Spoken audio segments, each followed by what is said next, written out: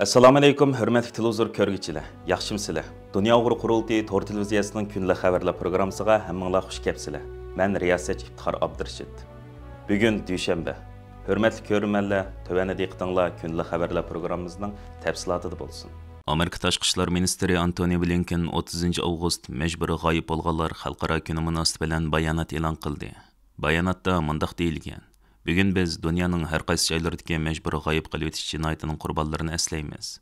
Buning ichida Xitoy Xalq Jumhuriyati tomonidan g'oyib qilib o'tilgan diniy va milliy jamiyatning a'zolari, advokatlar, faoliyatchilar va boshqalarmi bor.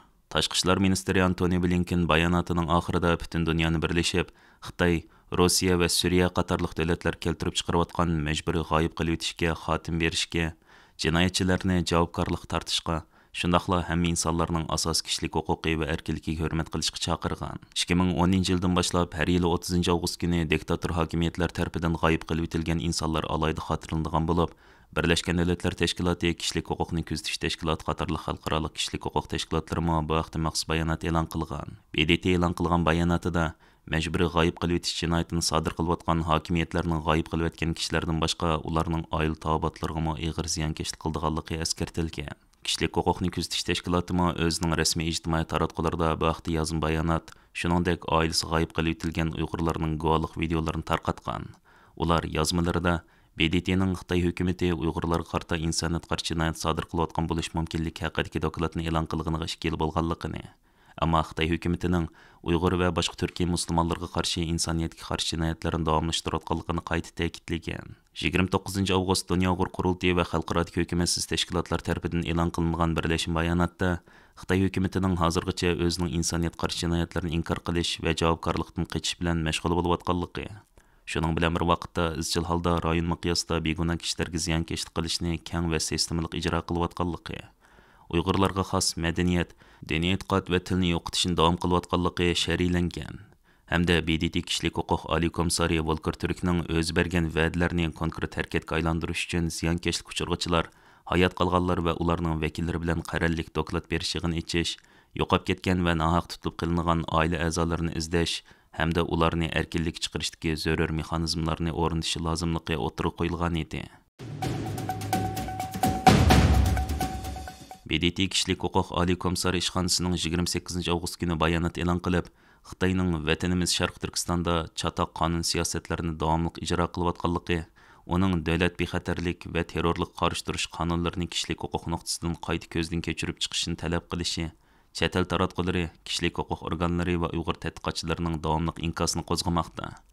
Amerika haftalik xabarlar jurnalining bildirishicha, atoqliq Uyg'ur lageri va majburiy emgak mutaxassisi, Amerika Kommunizm qurbonlari xotir fondining oliy tadqiqotchisi Adrian Zenz BDTning bayonotiga inkos bildirib, BDT kishilik huquq oliy komissari Volker Türkning Beijingdan Sharq Turkistonga kishilik huquq dafsanchiligiga xotim berishni talab qilishda majburiyatdan ado qilmaganligini aytgan. Adrian Zenzning haftalik xabarlar jurnaliga aytishicha, Volker Türk Xitoy bilan bo'lgan dialogda Xitoyning uning terrorlik qarshi turish qonunini o'zgartirishga qoyil qilishga markazlashib qolgan bo'lib, bu intayin nomuvofiq bir urinish bo'lgan.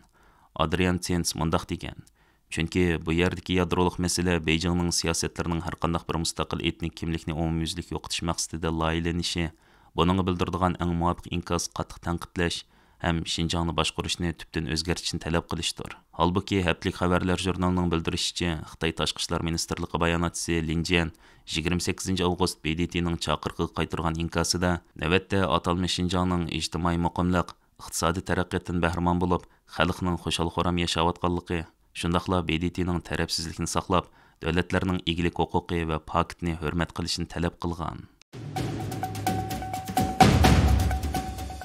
Indoneziya va Amerika qismlari boshqa 8 davlatdan kelgan askarlar bilan birga Java orolida har yili o'tkaziladigan darajadan tashqari Garuda qalqini harbiy manevrga qatnashgan. Amerikaning bu manevr orqali Xitoyning bu rayondagi ta'sirini cheklab va Indoneziya bilan ittifoqdoshligini kuchaytirmoqchi bo'layotganligi ilgari surilmoqda. Amerika Hindi Tinch okean qo'mondonlik organining xabariga qaraganda, bu manevrga 10 davlatdan kelgan 5500 askar qatnashgan. Osiyo Tinch okean rayonidagi boshqa 12 davlat manevrga kuzatuvchi avatgan.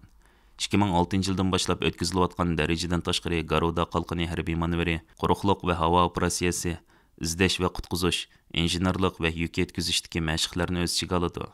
Manevrga Amerika, Indoneziya, Avstraliya, Kanada, Fransiya, Yaponiya, Singapur, Koreya, Angliya va Yangi Zelandiyadan kelgan askarlar qatnashgan. Xitoyning Pitkul rayonidagi ta'siriga taqobil turish uchun Amerika bilan Indoneziya 2023-yil noyabrda yangi mudofaa hamkorlik kelishimi imzolagan edi. Amerika davlat mudofaa ministrligi mundaq degan: Darajadan tashqari Garuda qalqini Amerika Indoneziya asosli mudofaa sheriklik munosabatini mustahkamlash va erkin Hind Tinch okeanini qo'llashga yordam beradi. Indoneziya davlat qurolli qismlarini tarbiyalash, mashq qildirish qo'mondonlik organining muavin qo'mondoni Havo armiyasi marshali Vidyargo Ekoputra mundaq degan: 2024-yili darajadan tashqari Garuda qalqini harbiy sohada o'zaro ishonch o'rnatish va o'zaro ishonish, ikki taraflik harbiy munosabat va ko'p taraflik munosabatni kuchaytirishning vositasi. Kishilik huquq tashkilotlari va majburiy emgakni cheklash organlaridan tashkil topgan Uyg'ur irqiy qirg'inchiligini to'xtatish birlashmasi Xitoy moda kiyim shirkatlaridan Sheinning London aksiya bozoriga kirishini cheklashni talab qilgan. Angliya kundalik pochta gazetining xabar qilishicha, Uyg'ur irqiy qirg'inchiligini to'xtatish birlashmasi yaqinda Angliya moliya bozorini nazorat qilish doiralariga Sheinning mahsulot ishlab chiqarish halqalariga Uyg'ur majburiy emgakining ishlatilganligiga oid dalillarni sungan.